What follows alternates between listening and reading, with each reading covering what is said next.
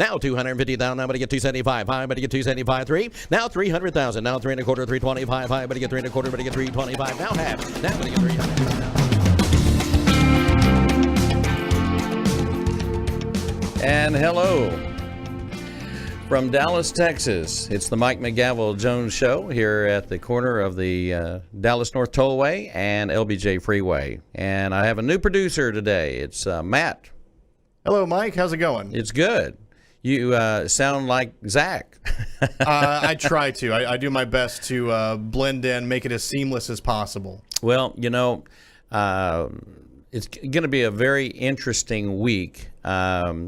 We have the United Real Estate Convention that is basically wrapping up, and we're going to talk about that. But today, and you know, I don't normally wear hats ever inside, almost never, unless it's a required thing. I will wear my Western hat during an auction if it is a Western event and my sellers like the look and have the feel, and they want me to do that. You know, I was raised on a dairy farm when I was young, and you just didn't wear a hat in the house. And I was going to say, is that something your mom instilled in you that would go from back, a young age? That would go back to grandparents. Oh, wow. Yeah, you could pretty much. There's for those that know movies very well. If you go back over 20 years, when George Strait did the movie Pure Country, there's a scene. Of course, that movie was actually shot pretty much for the most part in Fort Worth, Crescent, just to the west of Fort Worth, and then south in Mayfield. Is that right? Mayfield? Mansfield? No. It's smaller than that. Okay. Maypearl. I'm sorry, Maypearl. There you go. Yeah, I'm working. As you can tell, I'm not working off notes. But they also did some shooting in Shreveport at the Coliseum. But they did a lot of stuff in Fort Worth at the Will Rogers Memorial Auditorium, and then also at the Coliseum over in the Stockyards. But they filmed a lot of that movie here in Fort Worth, Dallas. And but in the movie, there's a scene where George Strait gets, kind of beat up the night before, and he ends up at this house on a farm, and he sits down at the dining table for breakfast. It's he's had a few too many cocktails, and so he's already hurting, and he's beat up, and now he goes in to sit down to have breakfast with the dad or the grandfather and the sons, and he starts talking, and he's got his hat on. And they won't even look up at him. They won't even speak to him. And that's kind of how it was when I was growing up. Yeah. You didn't come in wearing the hat. You took the hat off as you're coming in the door, or you had it off. But I mean, those were Sunday lunches after church, and the whole family came together. And that's when you had, the grandparents and the brothers and sister and then all the grandkids. And I mean, it was like the Waltons back in the 60s, and so I can relate to that. So I don't wear hats all the time in the house, but today's show is really kind of focuses on that, and that is that going by Mike McGavel Jones, which it's really kind of caught on. But let's just put it this way: I wear a lot of hats, and people go, well, I can't believe you were in Hilton Head yesterday, you're in Pittsburgh today, you're in Fort Lauderdale now. It's like, do you never stop? Last week, or a week and a half ago, it was Midland for 3 days, Dallas, Fort Worth, and then, of course, Nashville this past week, and wrapping that up today. So I'm just going to talk a little bit about the different things we do and what we have done and where we're going and what we're planning on doing, and then some of the projects that I've got going on right now that are new and fresh. This particular hat, of course, is Strategic Client Services. We basically started this company about 5-6 years ago. I'm the broker of record for this particular company, and created it as an in-house brokerage that could specifically assist the home office in Kansas City and also our United Real Estate Company here in Dallas, all of the franchisees across the United States, and then special projects that I'm looking for. I actively work at securing projects, whether it's land, farm, recreational, everything from wedding venues to ranches to commercial properties, working with companies like Colliers International and some of the other commercial brokerage firms. So we like to think that we're deal makers and deal doers and people that go out and help secure possibilities and opportunities for our offices. So that's what this hat is. We take this hat off, and so this is just a celebration of United Real Estate. Little different hat. So United Real Estate is our urban brand.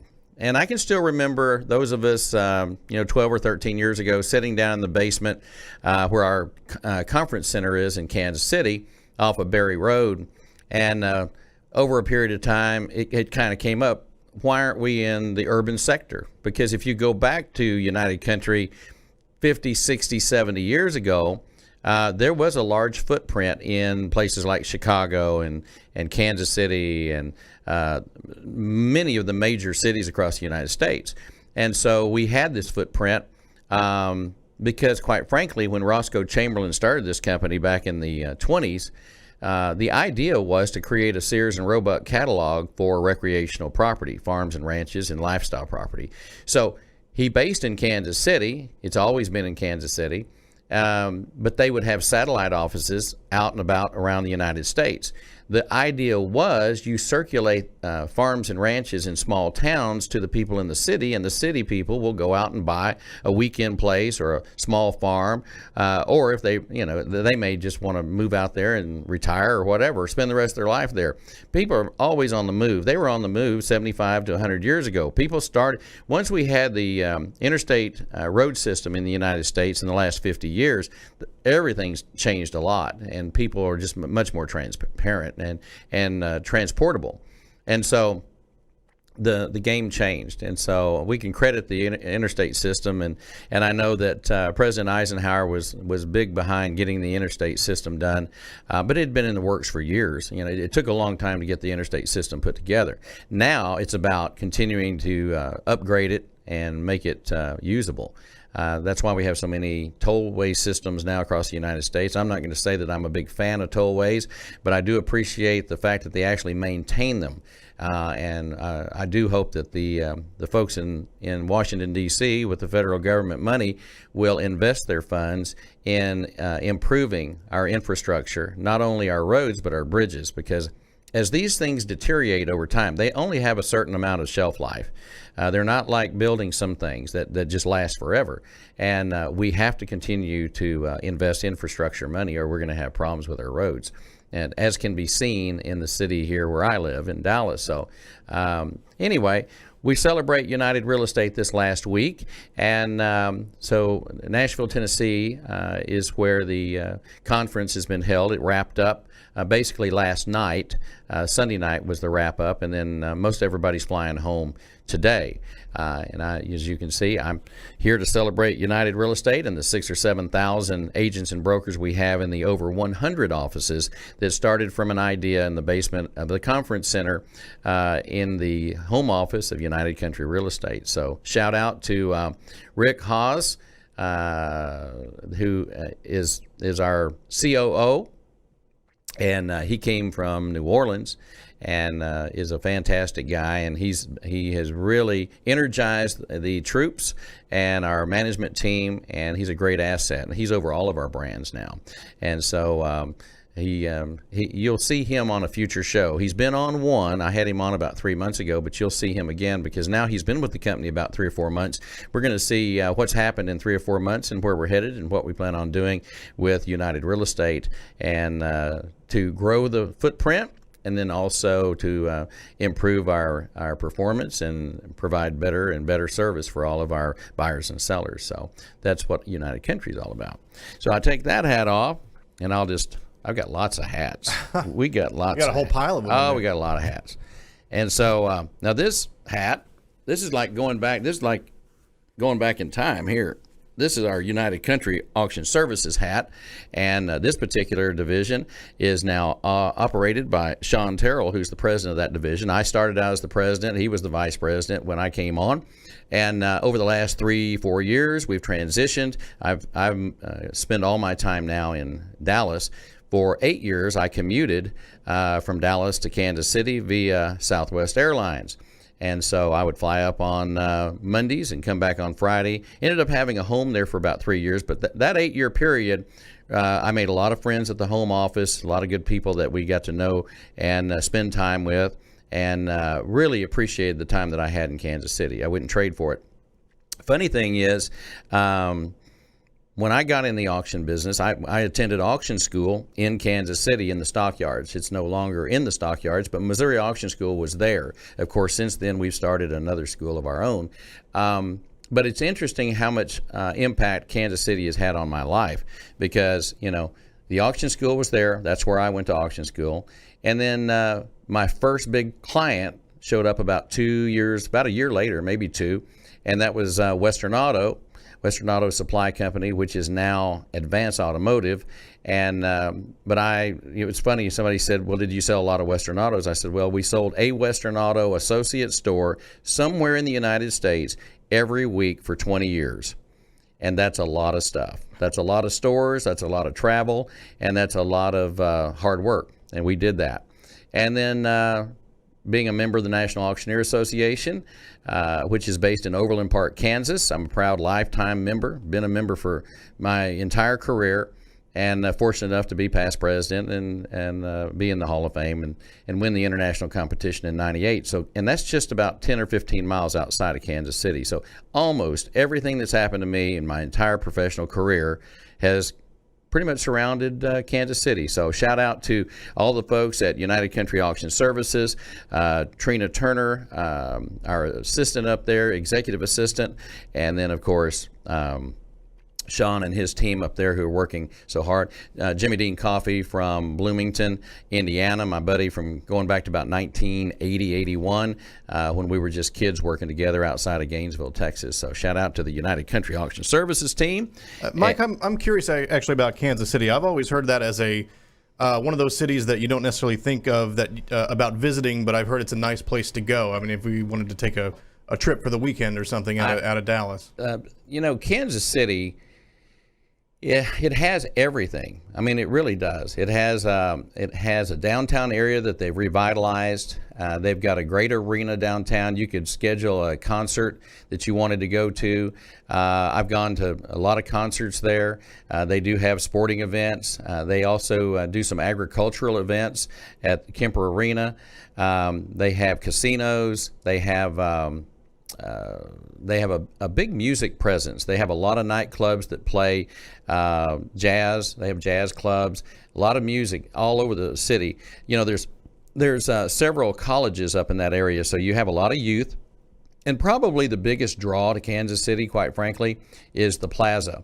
And the Plaza area, I would equate it, there's always been this ongoing argument, and I mentioned this to Victoria Snee when she was on the show here about two or 3 months before she became the marketing director at Highland Park Village. There's been an ongoing debate between the folks in Dallas at Highland Park Village and the Plaza in Kansas City as to who created the first outdoor mall.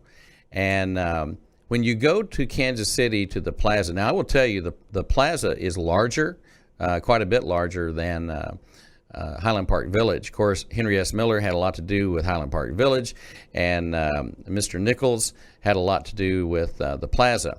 When you go, these are developers and people that are very well known for real estate.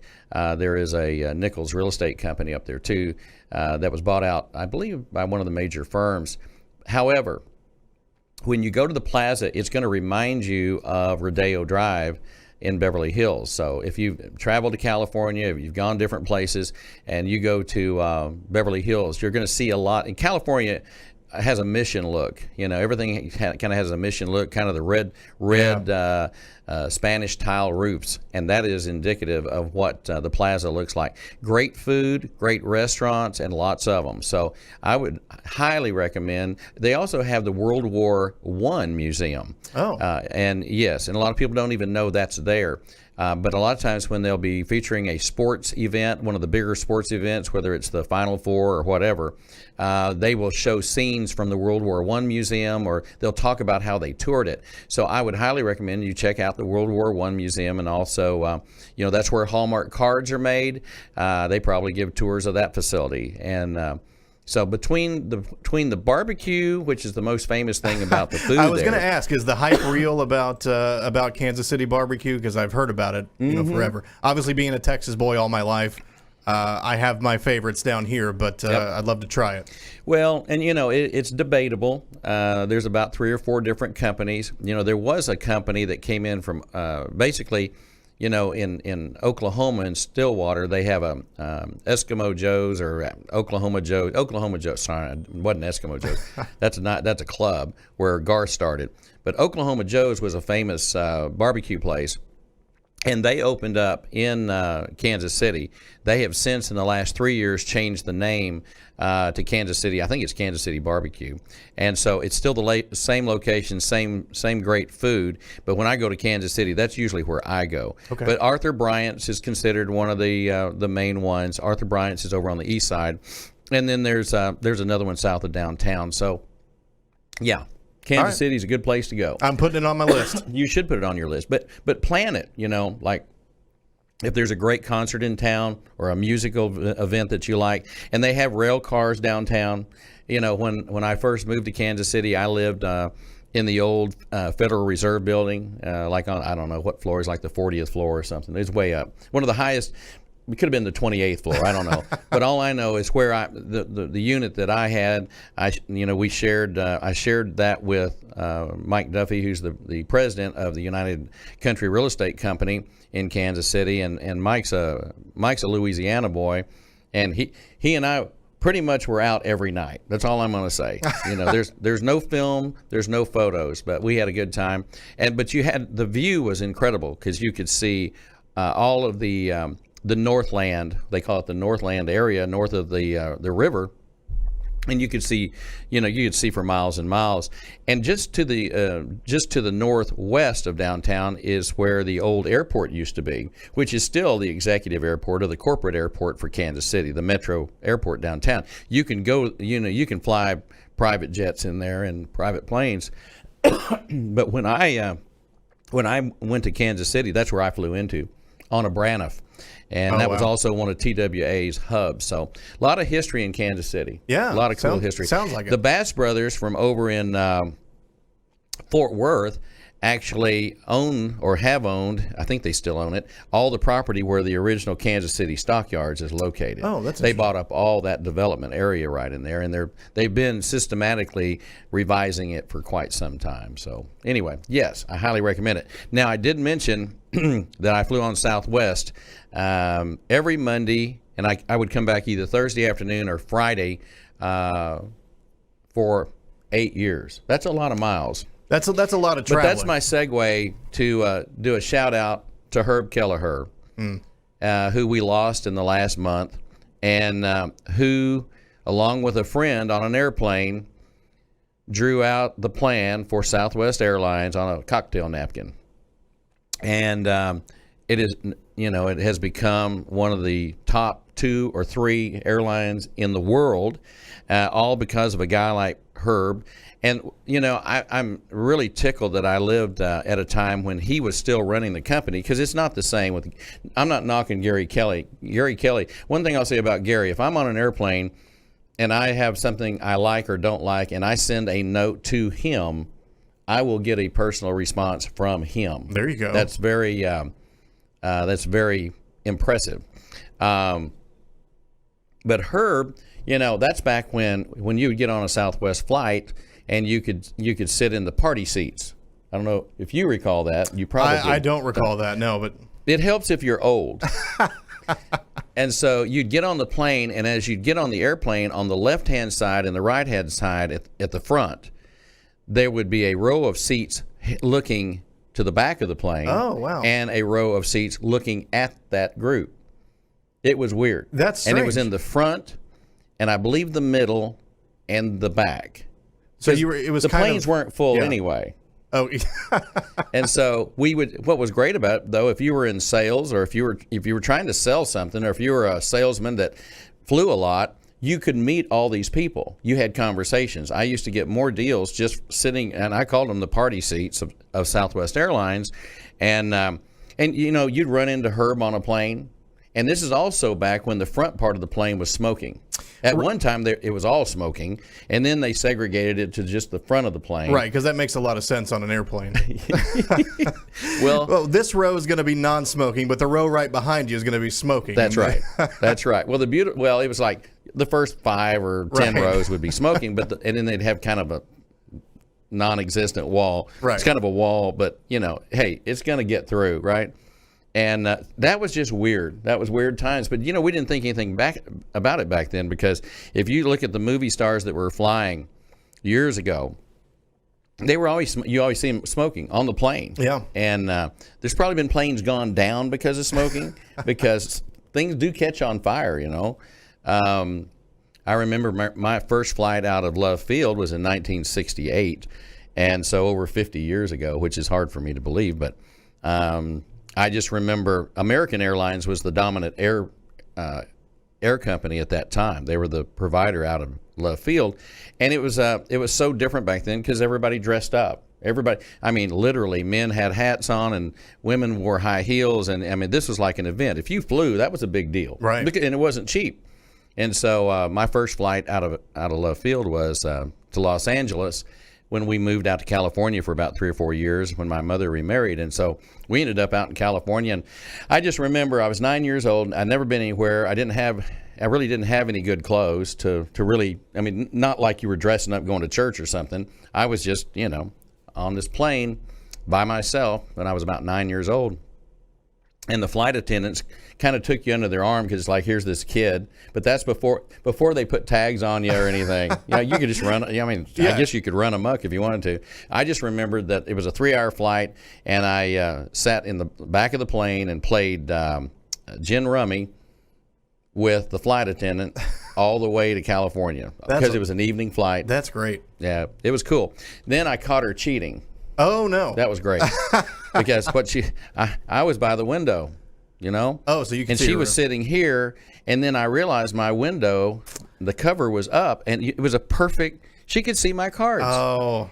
And then I turned around and I shut the deal, and she said, and then she knew she got caught. She'd been caught. Yeah. But anyway, that was fun. Well, yeah, and if I could just say, I'm sure you've been, but if anybody in the Dallas-Fort Worth area has never been to the Frontiers of Flight Museum out at Love Field, there's a lot of great history there about Southwest and Braniff and Love Field and not the early days of aviation, but like those days of aviation, the 60s and 70s. It's great. I do a lot of fundraisers at the Frontier of Flight. Yeah. And because that is a venue, and they openly look for groups to do their fundraising auctions and fundraising events, and so I've gotten to do that quite a bit. But you're going to see everything from an Apollo capsule to early planes to even a Southwest flight, sticking its head through the wall, and the planes on the outside of the building, and it is really a significant historical place to go. So they give tours, and I highly recommend that you do that. And then also at Love Field, people don't realize Love Field was out in the middle of nowhere, and it was a training facility. And now they have removed. I flew in on Friday from Midland, and I noticed that all the historical stuff that they normally have on display was not there. They're doing some kind of art thing.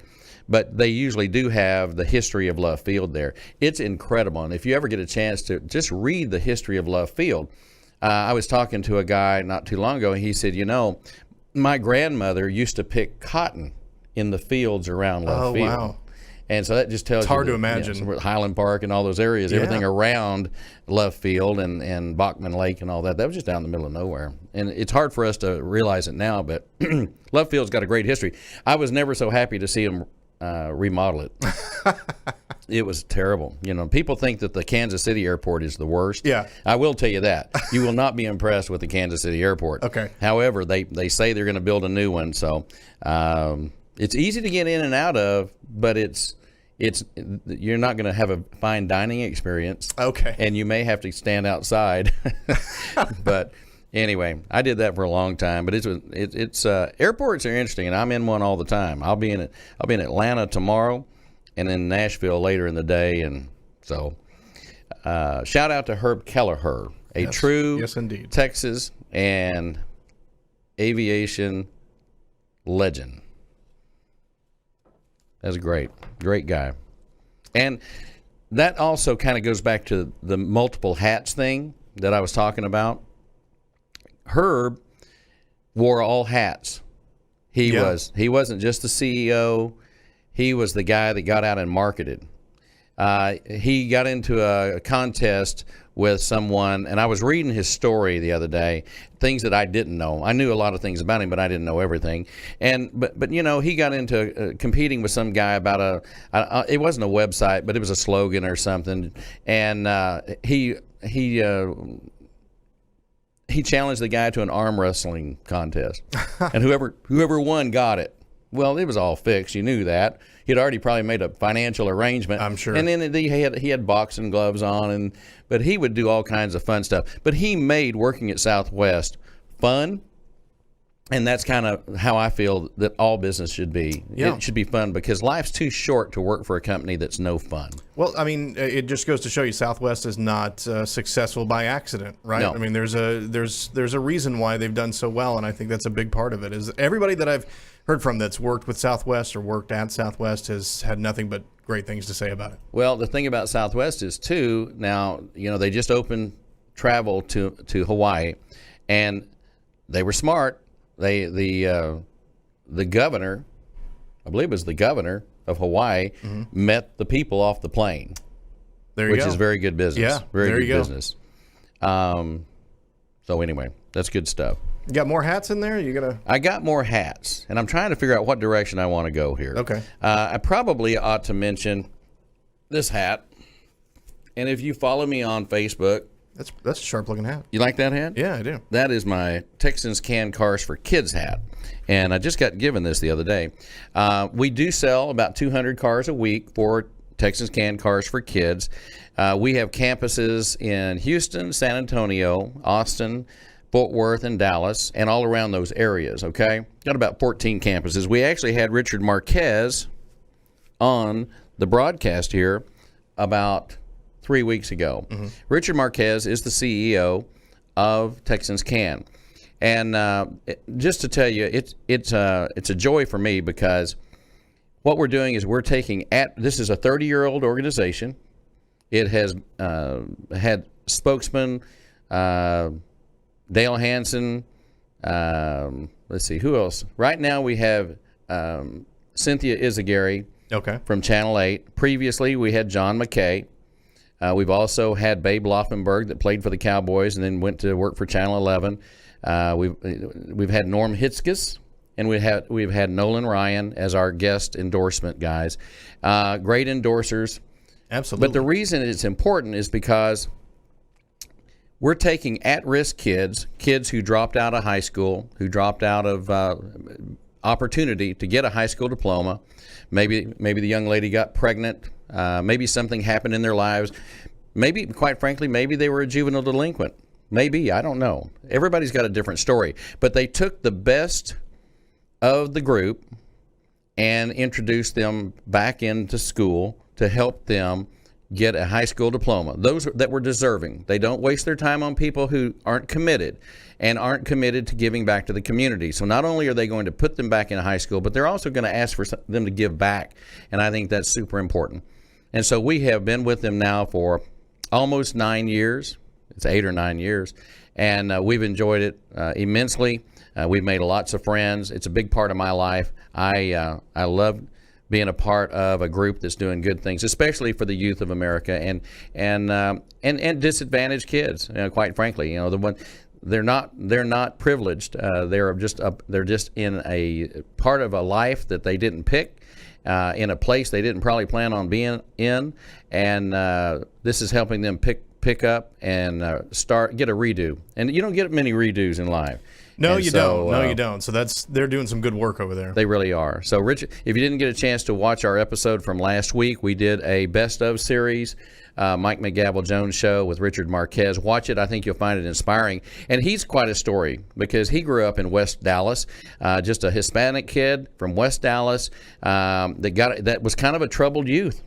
he had his own problems. He got in some trouble and stuff, and kind of rambunctious, and a lot of kids in the family, and he turned his life into a great success story. So a wonderful man, Richard Marquez, he is. So there's that story. You're heading up the car auctions over there. Is that what you said? I call the auction every Saturday, with a few exceptions. Probably we do a car sale every Saturday, year-round, except for 3 weekends. We usually take 3 weekends off. And then if there's something going on where I can't, for example, this last week while I was in Nashville, Mr. Braun, Philip Braun, my good friend and one of my best friends, he also sells for about an hour. I'll usually sell 3 or 4 hours. He'll sell for an hour, and he fills in for me when I cannot be there, and I couldn't be there this last week. So that's that. And then, of course, we have America's Auction Academy, which is kind of my baby. Started out as Texas Auction Academy in 1992. And speaking of Love Field, we started the auction school directly across the street to the south, where today there's a Quick Trip. Right next door, there's a DoubleTree Hotel. Yes, there is. Well, in the 70s and 80s and early 90s, it was called the Executive Tower or the Executive Inn. And it was the place to be seen in Dallas, and parties and all that kind of stuff. Half the building was hotel, half the building was office space, and then there was an adjoining restaurant, and then a 2-story hotel that went all where the Quick Trip is now. So if you're on Mockingbird Lane and you see the Quick Trip, that used to be like a Holiday Inn type facility. Oh, okay. It was a 2-story hotel, the older style that kind of made a horseshoe. So a lot of history there, a lot of change. And but in 93, 94, the owners sold the building, and we were evicted and had to go find a new place to have auction school. But that's where it started. So the original was right there. And so we started the auction school, and the reason I did that is because, people were calling me all the time saying, hey, where can I go to auctioneering school? Where did you go? And all this stuff. Well, I got tired of sending them out of state. We had the top auctioneers in the United States lived right here in Dallas, Fort Worth, and Amarillo, and Houston, and Austin, and East Texas. And I'm going and I just stopped one day. I was at the National Auctioneers Convention in Omaha, and I just asked some guys. I said, hey, would you be interested in teaching if we start an auction school down in Texas? And I picked 7 people, and those 7 people said yes, and so we came back and put it together, and we have been enjoying that for almost 27 years. So prior to that, there was no auction school in this area or even in Texas? There was a school, a small school over in East Texas. The gentleman that had that, Mr. Gale Ingram, had been an instructor at the school that was down in Bryan College Station. The Britton Auction Academy. Well, Mr. Britton was a famous cattle auctioneer, probably the most famous purebred livestock cattle auctioneer in the United States. He was also past president of the National Auctioneer Association. But Colonel Britton, that's what they called him. He was from Bryan, and they owned a sale barn, and then they had the auction school. And I mean, his friends would be people like John Wayne, those kind of people. That's good. Oh yeah. And but he went back into the 20s and 30s, I guess, and but pretty much anything that happened big with purebred livestock happened with Colonel Britton, and that includes the Houston Livestock Show and Rodeo, all the champions back in the 50s and 60s, and that kind of stuff. And then when they started to regulate auction schools, Colonel Britton said, "I don't want to be regulated. I don't want to deal with it. If I've got to be regulated, I'm going to get out." That's not fun anymore. It's not fun anymore. States getting involved. This was back in the 80s, probably the mid 80s, and so he quit around the mid-'80s, and that kind of opened the door up a little bit. Mr. Ingram went over to East Texas in Quitman, Texas. It was called the IQ School of Auctioneering. I don't even know why I remember any of this, but I do. I can remember those things. I can't remember what I ate for lunch yesterday. So the IQ School, there's quite a few graduates out there. And quite frankly, I felt like there needed to be a school in a metropolitan area, sure. Dallas, Houston, etc., or Fort Worth. And so that's why we started the Texas Auction Academy and did so. And then we changed the name about a year. It's been a year. It'll be a year in June. And we changed from Texas Auction Academy to America's Auction Academy, not because we don't love Texas, because Texas, we're born and bred, and we love it, we breathe it. However, we knew we needed a larger footprint, more of a national footprint. And there's about 5 or 6 major schools in the United States that people can go to. And we just wanted to, and quite frankly, I love patriotism. Anybody follows me on Facebook, or they follow me, the fundraisers I do, just like the one we did last week with the Halo Warriors Foundation. I didn't serve the country like I'd like to, but I'm serving it in a different way by helping the veterans and the people who have fought. My brother is a Army retired, and my nephew just finished training with the Marines out in California. So I'm a huge supporter, which is a transition. We do have auction school coming up in June. If you're interested, you can go to americasauctionacademy.com. We actually have the current international champion auctioneer is a graduate of our school. Oh, wow. Mr. Barrett Bray, who's also an instructor now. Here's my U.S. Army War College hat. Oh, that's really Here's cool. another hat. I like this one. Yeah. I was invited by a friend of mine who I went to high school with, and he left. He was one of the smartest kids in our high school, which I don't know how we ever connected, but he's one of these guys that would understand Latin and all that kind of stuff. Where did you right? fall on that list? Whatever the percentiles were, I kind of went off the scale of percentiles. I was not like I like to tell people, look, I could never run any probability and statistics was my worst class. Okay.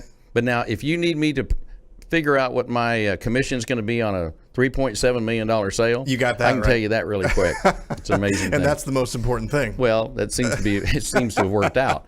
So anyway, my friend Craig Bullis from high school, he was in ROTC at Nacogdoches and at Stephen F. Austin University, and he ended up leaving there and going to West Point. And then after being at West Point for training, he ended up becoming a professor at West Point. Oh, wow. And then he married a young lady, and I was in their wedding.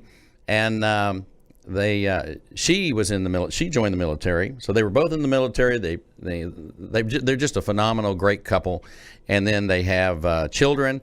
And I think at least two of them are either at West Point or have finished going through West Point. That's an incredible legacy. So when Craig retired, and I was at United Country in Kansas City, he contacted me through email or through Facebook and said, hey, I'm coming to Leavenworth to do some training in Kansas. And I said, well, let's get together. And so we did. He came to our United Country headquarters in Kansas City off Berry Road. And Craig says, you need to come to the War College. And I said, what's the War College? And he said, well, it's in Carlisle, Pennsylvania. It's operated by the U.S. Army. And each year, people sign up with the possibility of getting chosen. You're vetted pretty heavily to attend the War College and be one of the few civilians. And so they only allow about 150 U.S. citizens to attend each year. That's an approximate number. And so I said, okay, and I signed up, and they based the selection on kind of what you do for a living, how many people you interact with, how involved with your community you are, if you're involved in any national organizations, and it's not Republican or Democrat; it's a total mix. So I was chosen, and I sat right next to a young lady who is the assistant to the governor of Washington State. Okay. And she's as liberal as you can get. I can imagine. Which is not really a great fit for us. However, I love people. And we mixed it up the first 2 or 3 days, and she probably didn't like me at all. By the time we left, we were hugging, and we were friends on Facebook. And because I believe in a democratic society, I don't think anybody ought to tell you how you need to think, and I think you have the right to choose what you want to think. And there are other people in the room. There's a friend of mine now from New Orleans, and he's on the board of the War Museum down in New Orleans. And his family has built naval ships for the U.S. Navy for over 80 years. And when you stay at the Hilton Hotel there by the water of the Mississippi there, across from the casino, and you look out to the east and look across the river, you're going to see his family name on the dock over there. Oh, wow. Because that's where they dock a lot of their ships. And so He's a great guy. Anyway, we met a lot of super duper people, and then we raised money. We had a little auction, and we raised, I think we raised 10 or 15,000 for the War College. And basically, what the War College is about. And I was talking to Emmett Smith about a year ago, and Emmett is interested in attending the War College because he's curious, very curious. But what the War College is you are in a classroom. First off, you have your meet and greet. And you have the commandant who's over the entire thing. I believe this is the oldest established Army post in the United States. And then you see the history, and they've got it well documented. All the wars, everything that's ever happened in from an overview. Not, I'm sure they've got a lot of files you never see. But the bottom line is this: it's a phenomenal opportunity to get educated about our country, where we've started, where we have come to, and how we make decisions. So the idea is to take civilians and give them an opportunity to give input on policy. What is the overall impression of the U.S. Army to the public? How we can help them in strategies, things that you would never imagine. And there's a group of subjects, and so I'd say there's like 10 of us in the class, along with, it was either 8 or 10, but then we also had the military folks that are they're officer candidates and people in the upper levels of the military. And so, for example, every morning at 8 o'clock, we would have a seminar from 8 to 10, and it would be someone very interesting. And we're sitting in a room of probably 500 people or 600 people. Everyone there is in their dressed out military outfit, and then you have these 150 people in coats and ties that we're there to learn and to give input. And so some of the one of the speakers was the Undersecretary of the Navy. We had a Pulitzer Prize winning reporter that covers the White House.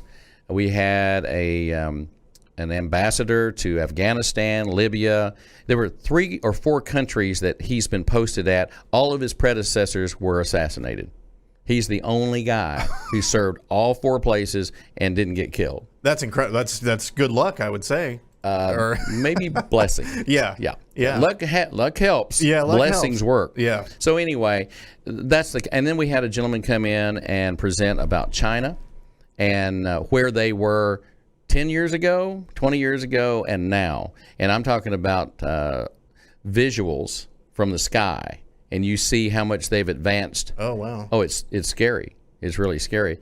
And whether it's Shanghai or wherever they were. But anyway, fascinating stuff. And I probably one of the greatest, being selected was one of the most humbling things that's ever happened. When you think that we have hundreds of millions of people that live in this country, and you're one of one of 150 that very they select choose. Group. And that included our state comptroller. He was there as well. So, oh, wow. Anyway, it was cool company to be in, and I was humbled and pleased and proud to be there, and happy to raise them $15,000 or $10,000, whatever it was.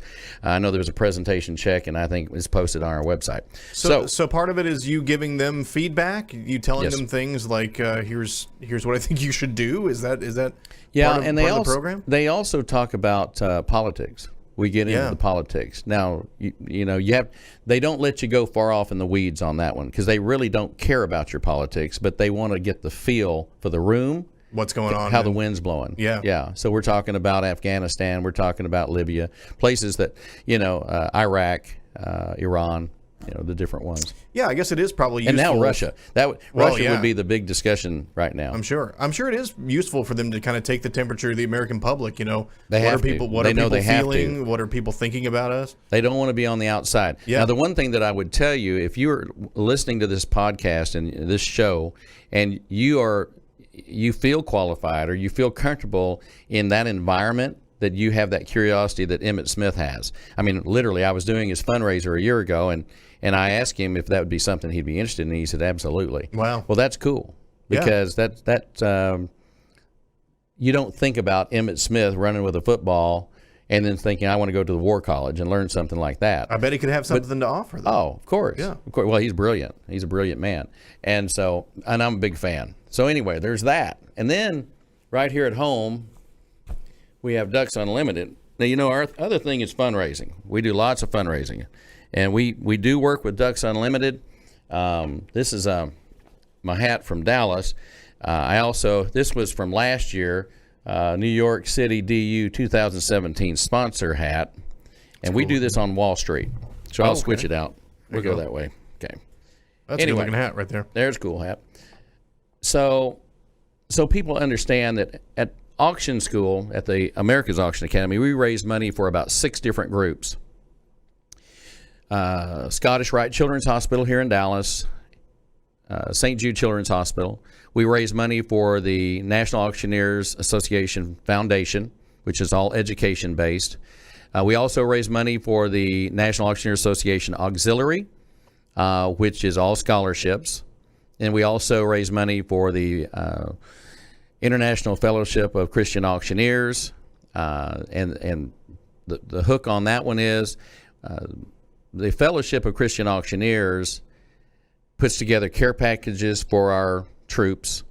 We also have prayer chains and prayer requests, and really it's a community inside of a community of Christian-based individuals that want to help when need be.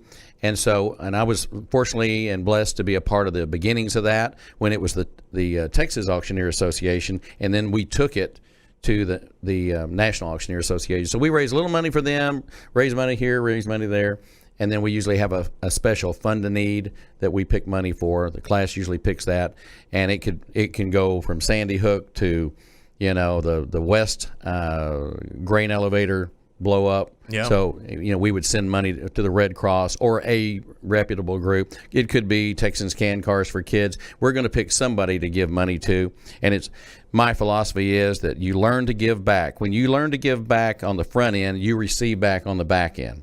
In anything you do, making money's great. Giving it away is even more fun. Yeah. So that's what we do. And so we have that. And, but we work with Ducks Unlimited. We do their national convention auction, which this year is going to be in Hawaii, by the way. Oh, there you go. Terrible duty. Terrible duty. I'm not feeling bad. Capitol Hill, Washington, D.C. event with the senators and congressional members are going to be next, I think in 2-3 weeks. We'll be in D.C. working with those guys, and that includes our brothers in auctioneering. That's Billy Long, the Honorable Congressman from Springfield, Missouri. Billy Long if you get on Google and you put in Billy Long Kavanaugh hearings, you'll find quite an interesting video. Okay. Because he had a heckler jump on him while he was in the middle of trying to do his testimony, or ask Kavanaugh to testify for him. He was on the clock. He had a heckler, and so he just started auctioning off her cell phone. And it made CBS Morning News and a lot of other news stations, and probably secured his election back home pretty easy. And then we also have Jeff Duncan from South Carolina, who's a really good friend of ours, and he's an auctioneer. So we have 2 auctioneers in Congress at this time. And so and we'll be seeing both of them. I know I'll see both of them while I'm in Washington. Well, and it's a beautiful time of year to go to Washington. I'll tell you right that. I love D.C. in the spring. Yep. Well, it's a great time to go, and now that we've got some of this political stuff kind of behind us, maybe it'll be a little lighter. Maybe I would keep my fingers crossed. I said a little lighter. Maybe a little. Yeah, I'm not. Now I didn't say miracles were going to happen while I was there. Something new is bound to happen, though. And so there's that. Now I want to talk before I wrap up today. But the fundraising is a big deal to me. We worked with Halo Foundation over the weekend. We got to be with some great folks. And I mentioned on the last show, Klebe, his last name is McClary. So if you want to check out a real wounded warrior hero, check out Klebe, C-L-E-B-E, McClary, M-C-C-L-A-R-Y. And he's a great speaker, great motivator. He's a great Christian man, and he does motivational speeches. He also he can cover pretty much any topic you want. He can motivate you, or he can go down the pathway of Christianity if you want him to. He can speak on any level. You just tell him. It's like picking a song on a jukebox. You pick what you want. That's what he's going to give you, because he's a motivator, and he's a great man, great human being. We've got some things going on. I will do a little quick shout out to my buddies out in Midland, Odessa. Steve Taylor. We just did this auction. It was a huge 3-day auction. Can see that. Huge. And but it was a great 3-day auction in Midland, Odessa. And I'm telling you, this book that I'm showing you right now, this is how much stuff we sold. And it was a lot. It was 3 days, pretty much 9 to 5 each day. I think they probably went till 7 the last day, but I had to catch a flight, so I didn't get to stay till the very, very end. But that's a long work But day. I'll tell you, Steve Taylor and I have a good relationship. And his company's Premier International Energy Services, and the reason I mention that's a brand new company. But we sold a historic restaurant out in New Mexico together with United SCS. We sold a ranch 7 miles from downtown Midland last year through SCS, and we've done 3 oil field equipment sales. So if a person has construction equipment or oil field equipment or anything related to that type of asset, I go back to 1981, 82, working with a company called what's it called? Acme Auctions, and they used to do fishing and rental tools in the oil field. A lot of people don't realize my background, but I've been involved with a lot of energy services and worked with companies like Bayroid and Schlumberger and Shell and some of these companies. So anyway, here's some stuff going on right now. This is a West Virginia retreat. It has its own got its own runway. This is just a historic farm home, 68 acres, private recreational residence.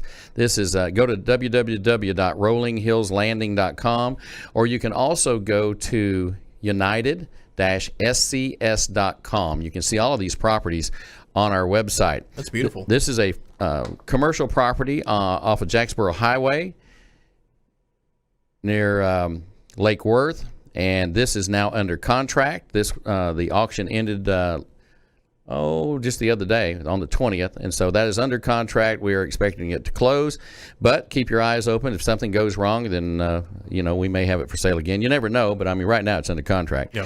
I visited with the folks that we have this listing.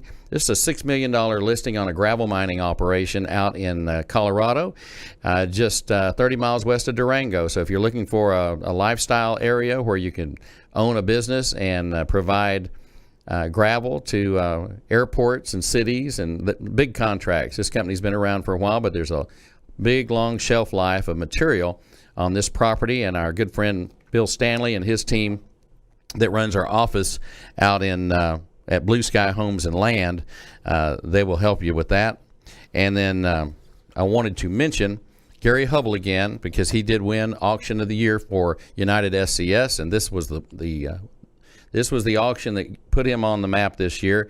It was the best year he's ever had in real estate, and it was in large part because of auctions and his hard work along with his great son that helped us get all this stuff done. So Jake came through auction school back in January, and now he's knee-deep in the auction business, helping his dad out in Colorado and Utah and Wyoming, and I like those guys a lot. Here's a deal, 27 properties that we sold in Vernon, Texas with our friend Barry Cole.